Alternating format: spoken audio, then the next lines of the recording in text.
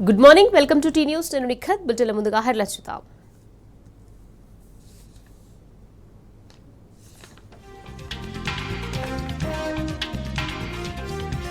అవినీతి అరాచకమే కాంగ్రెస్ జోడెడ్లు. గులాబీ జెండాపైనే ప్రజల విశ్వాసం.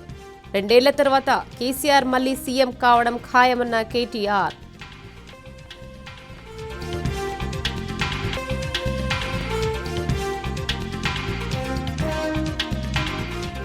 ఎడ్యుకేషన్లో పీహెచ్డీ చేసిన వారు లేకుండానే కొత్త పాలసీ తయారు చేస్తారా? విద్యార్థుల జీవితాలతో సర్కార్ చెలగాటమాడుతుందని హరీష్ రావు ఆగ్రహం.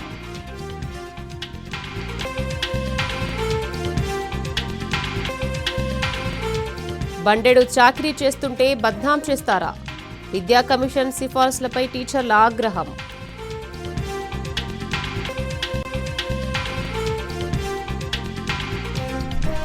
ఖమ్మం కలెక్టరేట్ గ్రీన్ ఫీల్డ్ హైవేతో భూదార్ భూములకు రెక్కలు. 60 ఎకరాలపై కన్నేసిన కేబినెట్ మంత్రికి చెందిన కన్స్ట్రక్షన్ కంపెనీ.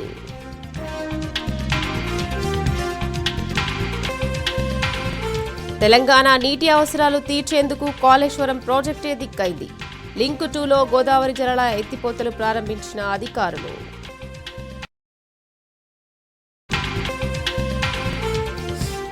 ఊహాగానాలతోనే ఢిల్లీ మద్యం పాలసీ కేసు కొట్టేసిన సీబీఐ కోర్టు. దర్యాప్తు అధికారులపై చర్యలు తీసుకోవాలని న్యాయం.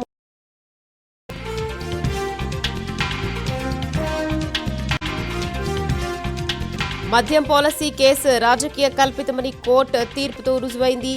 అభియోగాలన్నీ తప్పని తేలిందన్న బీఆర్ఎస్ వర్కింగ్ ప్రెసిడెంట్ కేటీఆర్.